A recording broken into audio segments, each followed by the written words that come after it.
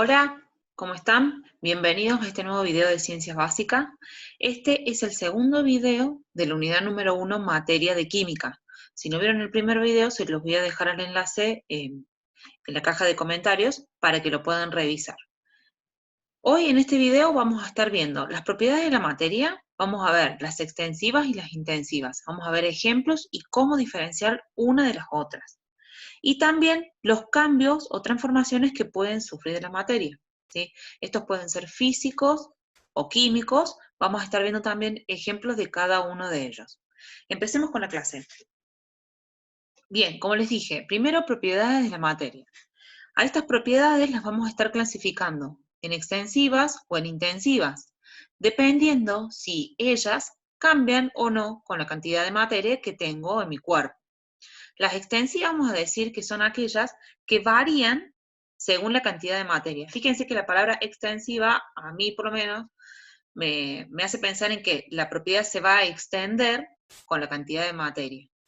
En cambio, las intensivas son aquellas propiedades que no dependen de la cantidad de materia. ¿Qué quiere decir esto? Que no importa qué cantidad yo de materia tenga, qué cantidad, por ejemplo, en kilos, en gramos, la propiedad del cuerpo va a ser la misma, de la materia va a ser la misma. Por ejemplo, si yo tengo un cuerpo que pesa 1 kilogramo, ese cuerpo va a tener una densidad determinada.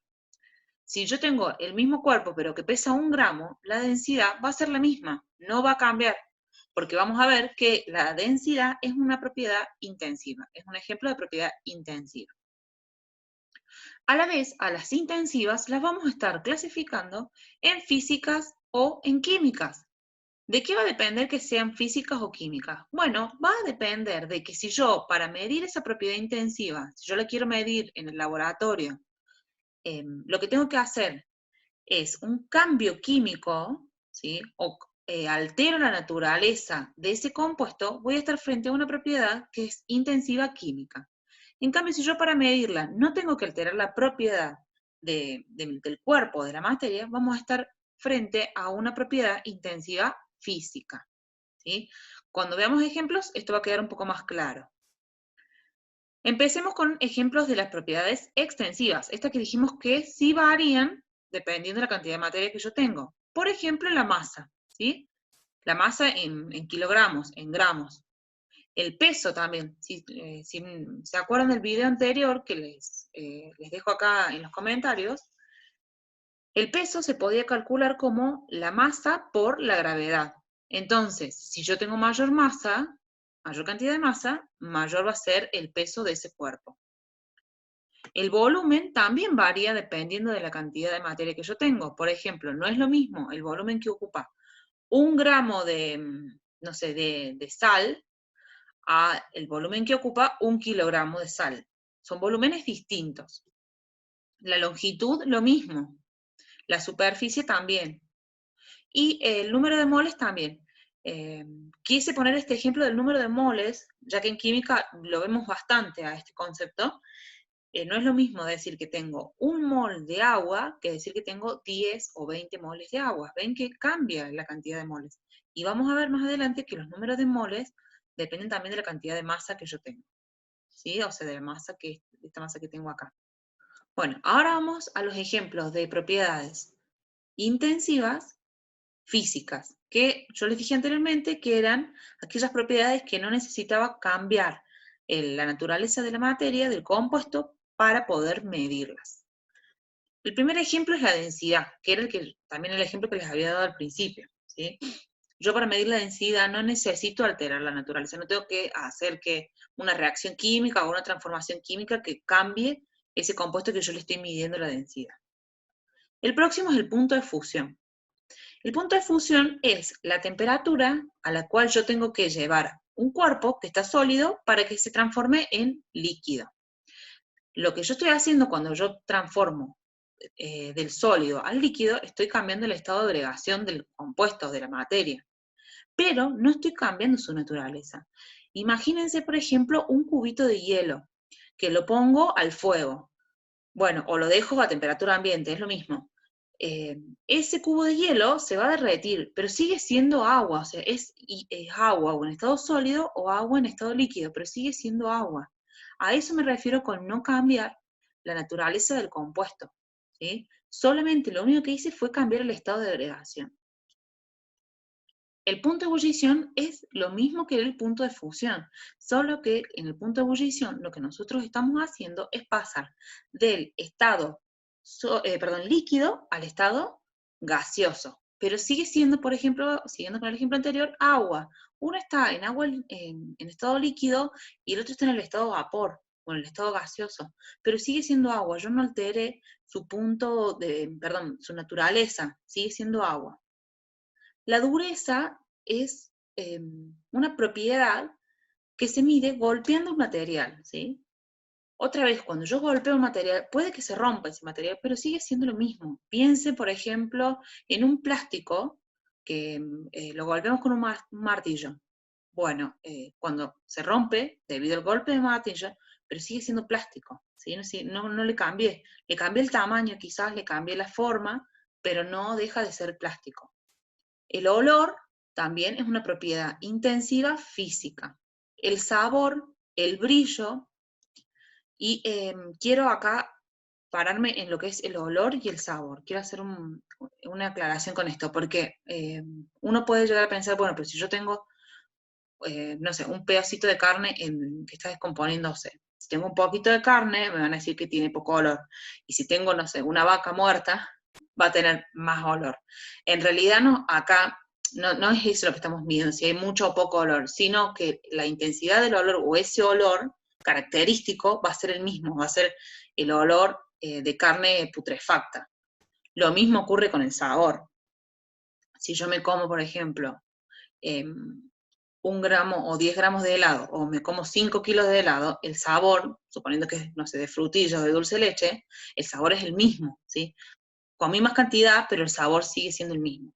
A eso nos referimos con estas propiedades. Quería hacer esa aclaración porque a veces puede que resulten dificultosas el entenderlas. Vamos ahora con las propiedades intensivas químicas, que entonces sí son aquellas que yo, para medirlas, necesito provocar un cambio en la naturaleza del compuesto. Como por ejemplo el poder oxidativo. ¿Qué es esto? Por ejemplo, yo quiero saber si un compuesto que yo tengo se oxida fácilmente. Entonces, para ver eso, o si no se oxida, para determinar si tiene poder oxidativo o no, yo sí o sí lo tengo que hacer reaccionar con algo. ¿Sí? Y una vez que reacciona, el producto que obtengo no es el mismo que puse yo para hacer la reacción, no es el mismo que el reactivo. Entonces acá sí estoy cambiando la naturaleza del compuesto. Lo mismo ocurre con el poder reductor, o con la capacidad ácida o la capacidad básica de una sustancia.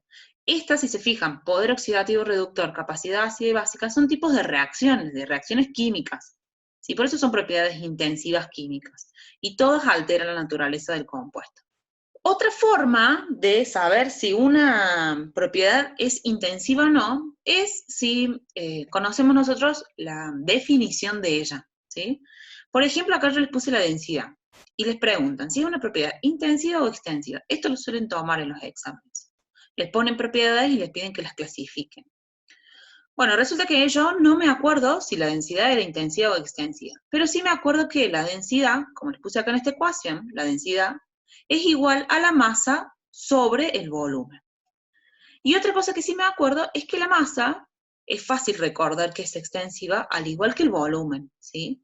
Entonces, si una propiedad, como la densidad, depende de dos propiedades o más propiedades que son extensivas, esta primera es intensiva. Es como un juego de palabras. Lo veamos a ver de nuevo.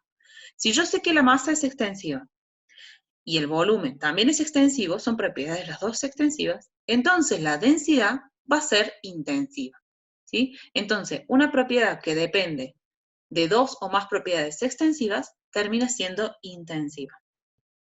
Vamos con las transformaciones de la materia. Las transformaciones también pueden ser físicas o químicas, y un poco es lo mismo que ya vimos. Físico va a ser aquello que cambia solamente las propiedades físicas, pero no las químicas, o sea, no altera la naturaleza del compuesto. En cambio, las químicas sí hay un cambio en la composición, ¿sí? En la composición química. Siempre todo lo que esté relacionado a lo físico no necesita que alteremos la naturaleza del compuesto. En cambio, las químicas sí, siempre van a tener consigo un cambio químico. A su vez, a las químicas las podemos clasificar como endotérmicas o exotérmicas, dependiendo de si nosotros para esta transformación, para generar esta transformación, necesitamos entregarle calor a nuestro sistema, va a ser endotérmico. Endo, recuerden que es de adentro, ¿sí? Que tenemos que ingresarle calor. En cambio, si la reacción libera calor al medio, es exotérmico. Exo nos hace referencia hacia afuera, ¿sí? Veamos ejemplo también de estos casos. Cambios, entonces transformaciones físicas, son aquellas que no cambian la naturaleza del compuesto. Por ejemplo, hacer hielo. Hacer hielo, en realidad lo que nosotros estamos haciendo es transformar agua líquida en sólido, en agua sólida. Lo que estamos generando es un cambio de estado, fíjense. Todos los cambios de estado, y anoten esto, todos los cambios de estado son transformaciones físicas. ¿Por qué? Porque no cambiamos la naturaleza del compuesto. Sigue siendo agua. Una estará sólida, la otra estará líquida, la otra estará en forma de vapor. Pero sigue siendo agua.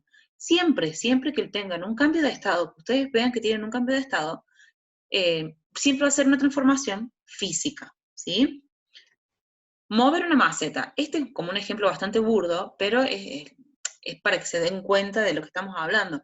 Si yo tengo una maceta que está arriba de una mesa y la pongo en la ventana, la cambié de lugar, pero la maceta sigue siendo maceta, ¿sí? A eso nos referimos con no cambiar la naturaleza del compuesto. Triturar maíz. Piensen en esto, tengo un maíz, un grano de maíz, y lo agarro y lo trituro con, no sé, con la mini pimer. Lo que va a pasar es que ese maíz va a tener un tamaño menor, una superficie menor, tendrá una masa menor, tengo más pedacitos de maíz, pero sigo teniendo maíz, no cambie su naturaleza. Fundir hierro, fíjese que fundir es otra vez un cambio de estado. Estoy pasando del estado sólido al estado líquido. Entonces, como dijimos antes, como con el hacer hielo, es una transformación física.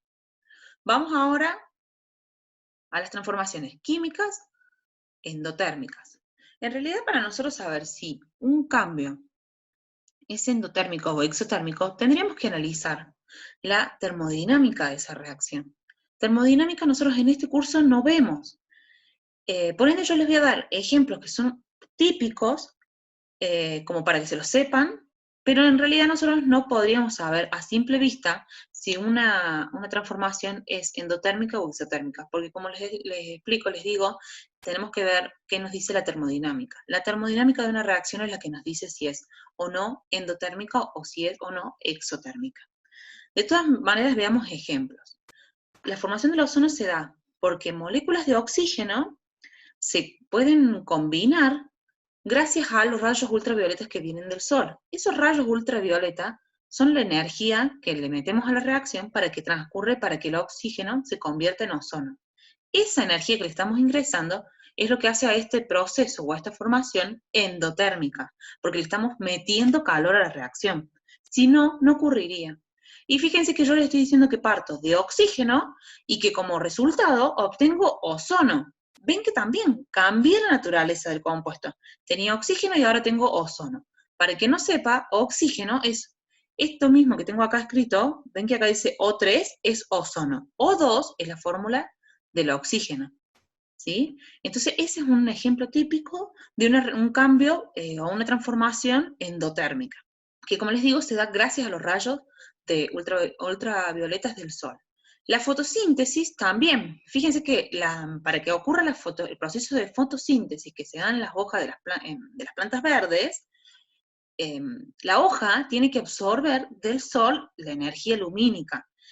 Esa absorción de energía que le da el sol es lo que hace este proceso endotérmico y que permite que después se desenlace todo el proceso de fotosíntesis. Vamos a los exotérmicos. El más común es el ejemplo de combustión. Combustión me refiero cuando nosotros quemamos cualquier fuente que tenga un alto contenido de carbón. Por ejemplo, papel, leña, ramitas De hecho, glucosa, en la respiración se quema glucosa. ¿Y qué obtenemos del proceso de combustión? Bueno, si nosotros pensamos en una hoguera, en una fogata, fácilmente nos damos cuenta que es exotérmico porque libera calor, ¿sí? Quizás en la respiración no es tan evidente esta liberación de calor, pero también. ¿Qué más? La descomposición de la materia orgánica, como les decía recién, la putrefacción de la carne, también es un proceso exotérmico que cuando la carne se va, en realidad los componentes de la carne se van pudriendo con el tiempo, por efecto también del oxígeno, liberan energía, liberan calor al medio. Pero como les digo, estos son como ejemplos muy claves que conviene sabérselos por si las dudas nos pregunten. Por último, les traigo un gráfico donde vamos a ver los cambios de estado, ¿sí?, a medida que vamos aumentando la temperatura y transcurre el tiempo. Acá en este gráfico, ¿qué les dibujé? En el eje de las Y tenemos las temperaturas, en grados centígrados están. Y en el eje de las X estaríamos dibujando o representando el tiempo que transcurre, ¿sí?, a medida que transcurre el tiempo. Vamos a hacer este ejemplo con agua, pero podríamos hacerlo con cualquier compuesto. De hecho, les voy a dejar un video donde resuelvo un ejercicio con otros compuestos que no es agua. Del agua que tengo, la temperatura de fusión que es de 0 grados y la temperatura de ebullición que es a 100 grados. Recordemos que la temperatura de fusión me está indicando cuando el agua pasa del estado sólido al estado líquido. Y la de ebullición es la temperatura a la que pasa el agua del estado líquido al estado vapor. Estos dos datos no hace falta que se los sepan, pero son datos que se pueden obtener fácilmente de tablas, ¿sí? Bien, vamos a ubicar estos datos en el gráfico nuestro. Acá tengo la temperatura de fusión, los 0 grados, y acá tengo la temperatura de ebullición, que es a 100 grados. Bueno, lo que ocurre es lo siguiente. Yo tengo un cubito de hielo que lo puede estar en el congelador. Yo exageré acá la temperatura, estamos a menos 50 grados centígrados. Lo saco del congelador y lo dejo sobre la mesa, vamos a suponer. Entonces, ¿qué ocurre? La temperatura va a empezar a subir, porque el ambiente no está a 50 grados. Tiene mayor temperatura, unos 25 grados más o menos. Entonces lo que va a pasar es esto, va a empezar a subir, ¿sí?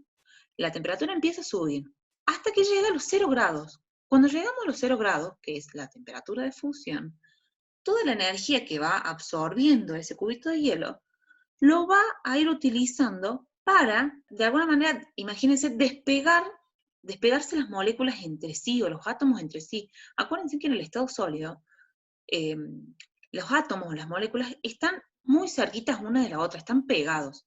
Entonces lo que están haciendo, cuando llegan al 0 grado, es como empezar a despegarse para formarse o para constituirse como líquido.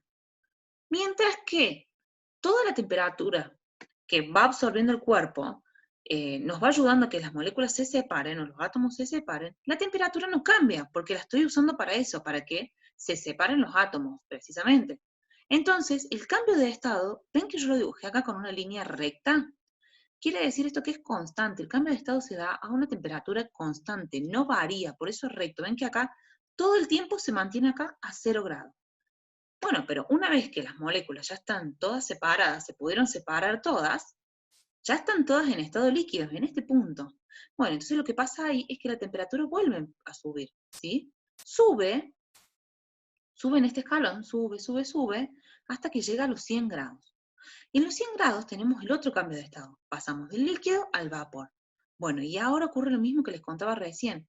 Las moléculas que están en el estado líquido lo que van a tratar de hacer es separarse unas de otras para poder escapar y volverse vapor. Todo el cambio de estado, entonces, de nuevo, ocurre a temperatura constante.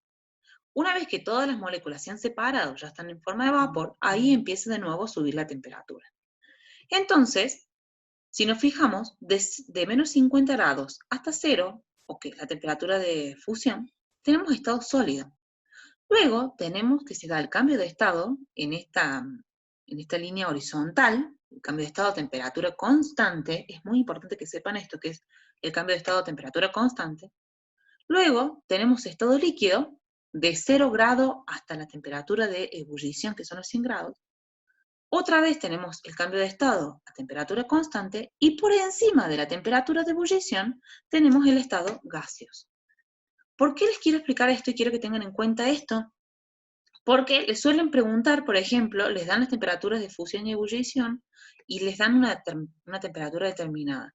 Y les preguntan si a esa temperatura mi compuesto se encuentra en estado sólido, en estado líquido o en estado gaseoso. Entonces, ustedes tienen que saber que si están por debajo de la temperatura de fusión, están en estado sólido. Entre la temperatura de fusión y la de ebullición están en estado líquido, y por encima de la temperatura de ebullición van a estar en estado gaseoso. Eso se da siempre, no importa qué compuesto sea, siempre se va a dar esto, ¿sí? Bien, eso fue todo por esta clase. Espero que les haya servido, que les haya quedado claro. Si hay algo que no se entendió, por favor déjenmelo en los comentarios, así yo los puedo ayudar. Y los invito a que vean el próximo video donde terminamos de ver la unidad número 1.